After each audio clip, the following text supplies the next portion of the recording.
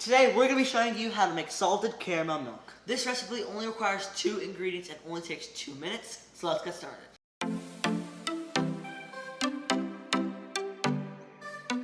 Hey everyone, I'm Aarav. And I'm Ayush. And we're the Tasties, the channel that offers you simplified recipes along your baking journey.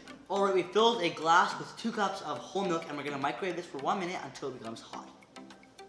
Alright, we took it out of the microwave and now we're going to add 2 tablespoons of caramel. So we made this caramel in one of our previous videos, and now for number 2. Okay, so you can see all that caramel is at the bottom. Let's mix that up. Now you can go ahead and drink this, or you can froth it, which is totally optional. Let's give it a try. Oh, that's delicious. Alright, that's it for us today.